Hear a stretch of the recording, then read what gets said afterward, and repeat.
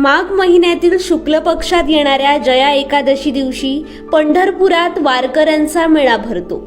या जया एकादशीचं औचित्य साधत श्री विठ्ठल चरणी आपल्या कलेची सेवा अर्पण व्हावी या उद्देशानं कोकणची प्रसिद्ध युवा स्टोन आर्टिस्ट सौ ऋतिका पालकर नाईक हिनं नदीपात्रातील आणि समुद्र किनाऱ्यावरील 124 दगडगोट्यांच्या सहाय्यानं साकारलेली विठ्ठल रखुमाई आणि वारकरी मेळा कलाकृती सध्या कलाप्रेमींचं लक्ष वेधून घेते।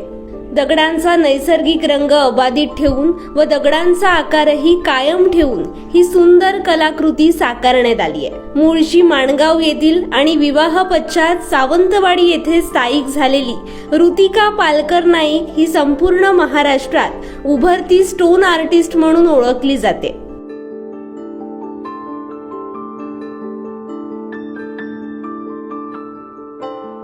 निसर्गात सापडणाऱ्या म्हणजेच नदी आणि समुद्र किनारी वाहून येऊन पडलेल्या विविध आकार आणि रंगांच्या दगडगोट्यांमधून अतिशय सुंदर प्रकारच्या कलाकृती सादर करण्यात ऋतिका माहिर आहे। आतापर्यंत अशाच दगडगोट्यांच्या सहाय्यानं तिने अनेक कलाकृती साकारल्या आहेत। नमस्कार, मी ऋतिका पालकर नाईक। मी स्टोन अँड पेबल आर्टिस्ट आहे।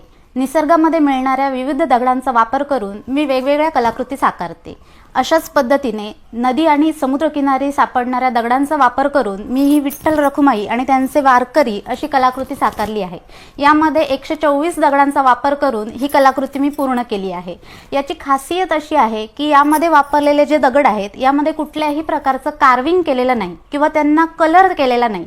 त्यांचा ओरिजिनल रंग आणि शेप अबाधित ठेवूनच ही कलाकृती साकारली आहे।